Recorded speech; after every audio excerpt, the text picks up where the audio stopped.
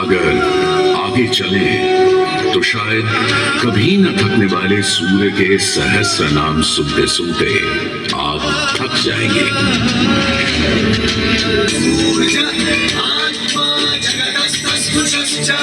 हमारी सभ्यता के सबसे पुराने और आधारभूत ग्रंथ ऋग्वेद के पहले मंडल में ही सूर्य का बखान करती है ऋचाएं, और सूर्य से मिली अग्नि से ही शुरू होती है ऋग्वेद की पहली ऋचा अग्नि,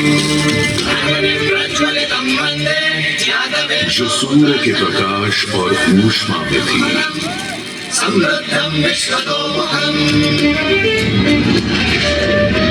अग्नि जो दावानल और ज्वालामुखी में प्रलयंकारी विध्वंसक के रूप में विद्यमान थी। अग्नि जो चौखट पर पहरेदार तथा चूल्हे में एक मित्र के रूप में भी मौजूद थी।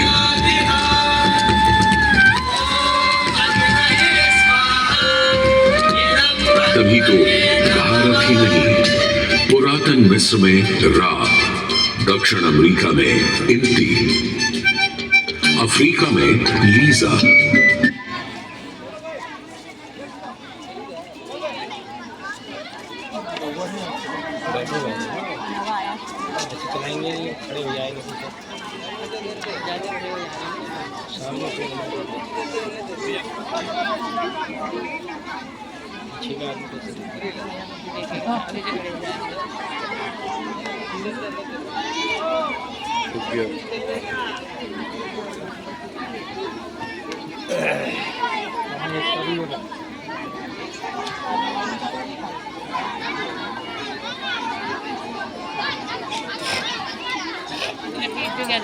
फारस में अगी, चीन में झुरान, जापान में कागुत्सुची और कोजिन, तुर्की में अलाज, यूनान में हेफेस्टोस हेलिकोस और रोमनों में वाल्कैन और फीबस जैसे पौराणिक अग्नि स्वरूप देवों की कल्पना विद्यमान है।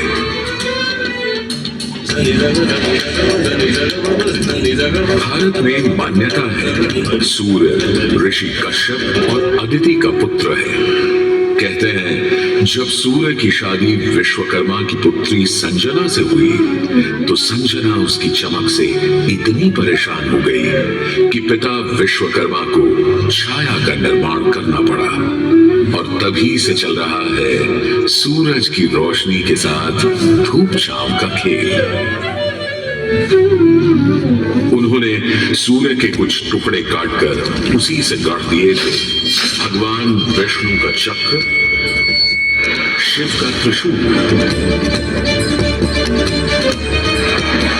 कुबेर की गदा और कार्तिकेय का भाला। किंतु इतना होने के बाद भी सूर्य बिना रुके अपने 7 श्वेत अश्वों के रथ पर आरूढ़ आकाश की परिक्रमा करता ही रहता है, करता ही रहता है। असल में हमारे मानव बनते और 2 पैरों पर खड़े होते ही हम समझ गए थे सूर्य का प्रचंड प्रताप और प्रकाश, उसकी जीवनदायिनी शक्ति हर पल बदलते संसार में, हर रात घटते बढ़ते चांद वाले आकाश में केवल एक सूर्य ही है जो हर रोज सही समय पर उदय होकर हमारी दुनिया को जगमग, जागृत और जीवित कर देता है और हमें एक अवश्यम भावी स्थायित्व का आभास देता है।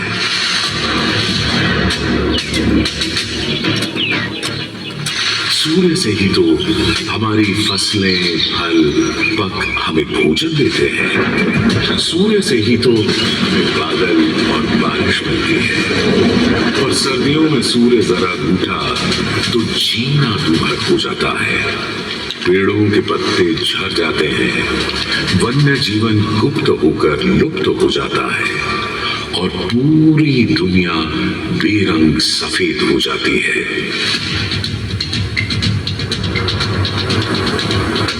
सूर्य ही तो सारे संसार को ऊष्मा, ऊर्जा और ओज से ओतप्रोत करता है। इसीलिए तो ऋग्वेद में कहा है, कांतिमय ईश जनों का मुख प्रकट हुआ है सूर्योदय के साथ। हे ईश्वर, इस आदित्य के उदय के साथ हमें अंधकार, दुर्भाग्य और पाप दोषों से भी बंधन मुक्त कर देना आज।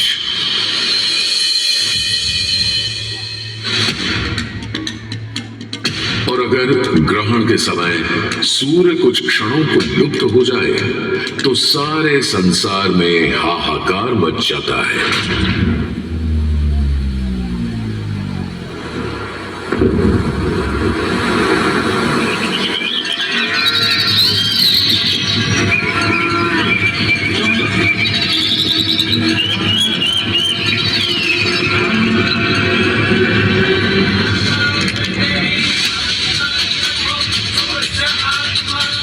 यह सूर्य के अनंत गुणों का प्रभाव ही तो है कि सारे संसार में आदिकाल से सूर्य की अर्चना, आराधना और सूर्य मंदिरों का निर्माण होता रहा है।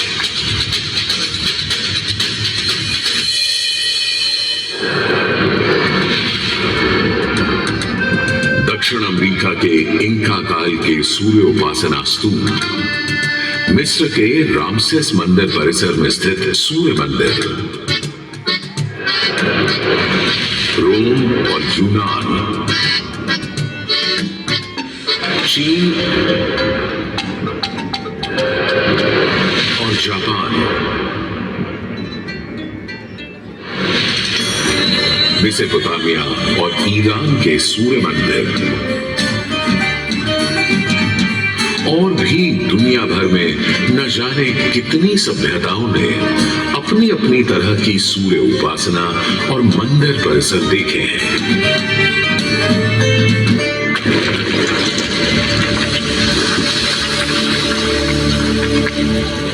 उत्तर में कश्मीर में बना मार्तंड मंदिर, जहां भारत भर के मंदिर परिसरों में सबसे विशाल है। पूर्व में ओडिशा का कोणार्क मंदिर सबसे वैभवशाली, पूर्वोत्तर में असम और मणिपुर के सुंदर सूर्य मंदिर देखते बनते हैं, तो दक्षिण में तमिलनाडु, केरल, कर्नाटक आदि के सूर्य मंडप अपनी अलग छटा रखते हैं। उधर उत्तराखंड, उत्तर प्रदेश, बिहार, मध्य प्रदेश, हरियाणा और हिमाचल में भी सूर्य मंदिरों की हार माला सी बनी है।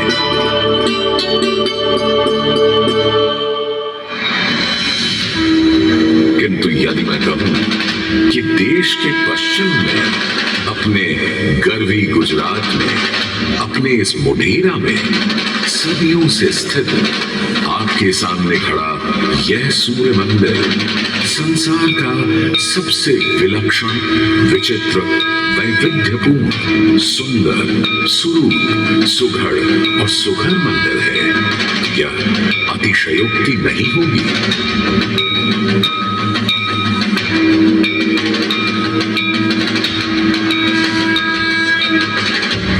11वीं सदी में चालुक्य घराने के सूर्यवंशी सोलंकी सम्राट भीमदेव प्रथम ने तो यहां एक चमत्कार ही कर दिखाया।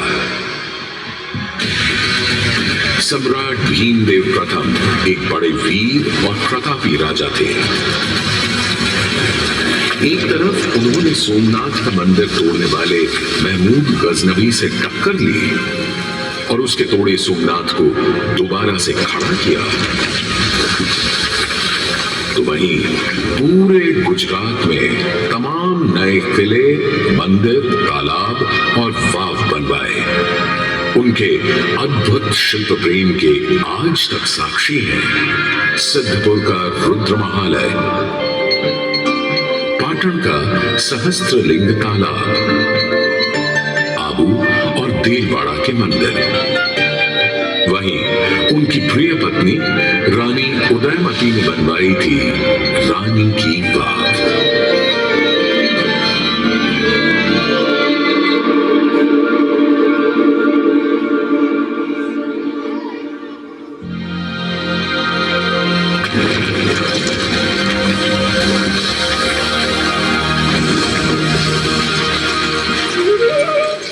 किंतु इन सारे स्थापत्य और शिल्प के नमूनों से कहीं ऊपर था राजा भीमदेव का पुष्पावती नदी के किनारे सन 1026-27 में करवाया इस सूर्य मंदिर का निर्माण। मेहसाणा से 20 किलोमीटर दूर बने इस मंदिर में आज नदी भले थोड़ी दूर चली गई हो, पर मंदिर के ठीक सामने बना सूर्य कुंड इस सुंदर परिदृश्य में पानी की कमी खलने नहीं देता। सूर्य के प्रकाश पुंज और जल का यह खेल पूरे परिसर को तरंगित और झंकृत करता रहता है।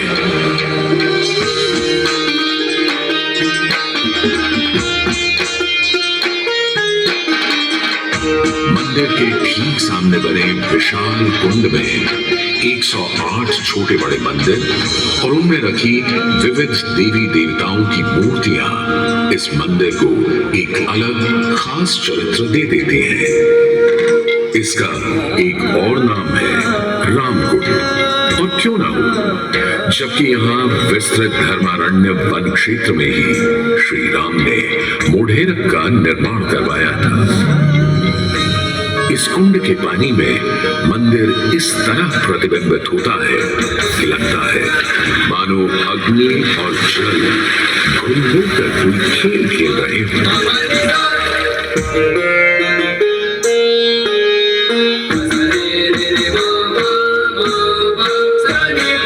तालाब की तरफ से सीढ़ियां चढ़ते ही एक सुंदर तोरण आपका स्वागत करता है। तोरण से होते हुए जैसे ही आप मंदिर के पास पहुंचते हैं, एक नया संसार सामने आ खड़ा होता है।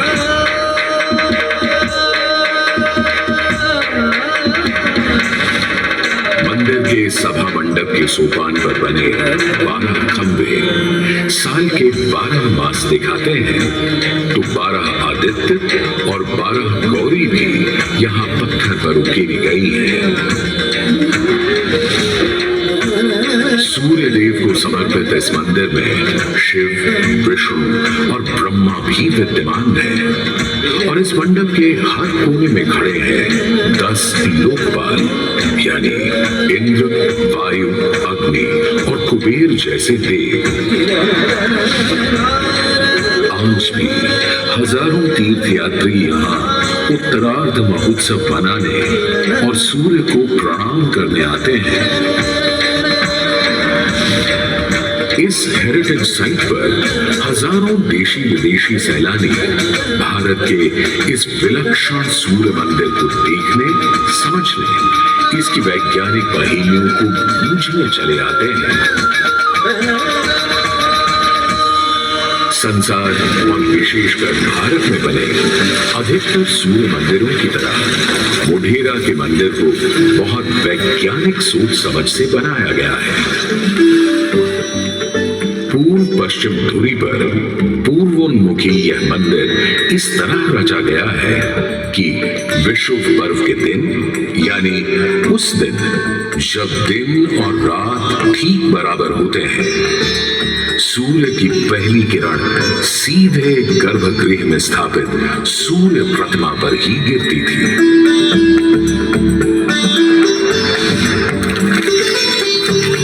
आज हमने सूर्य की कृपा को एक अलग तरह से भी बटोरना, सहेजना और संभालना शुरू कर दिया है, सोलर पावर या सौर ऊर्जा के रूप में।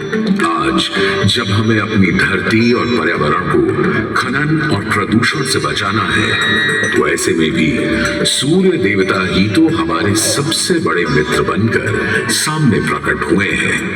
यहाँ बैठकर जो शो आप देख रहे हैं, वो भी दिन में इकट्ठी की गई सौर ऊर्जा से ही चल रहा है। और क्यों ना हो, जब हमारा भारत प्रधानमंत्री आदरणीय नरेंद्र मोदी जी के प्रोत्साहन और नीतियों से दुनिया का चौथा सबसे बड़ा सौर ऊर्जा बनाने वाला राष्ट्र बन गया है।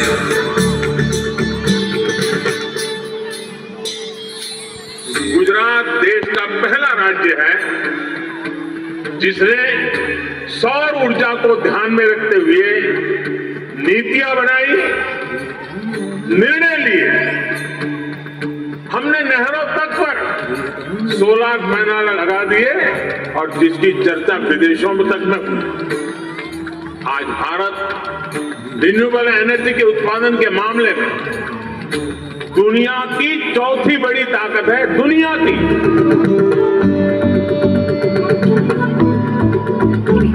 आज भले ही इस मंदिर से सूर्य की मूर्ति हट गई हो, पर सूर्य ने अपनी कृपा दृष्टि कभी हमारे संसार से नहीं हटाई।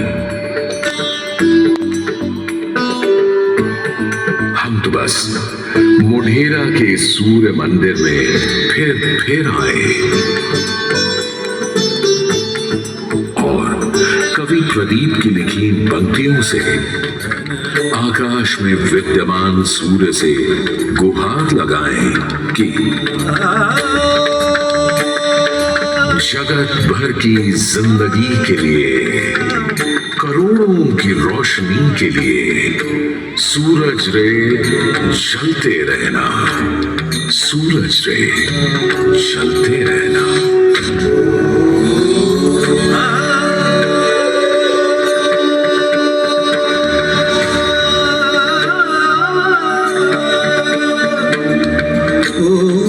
सूर्याय नमः, ओम मित्राय नमः, ओम रवये नमः, ओम भानवे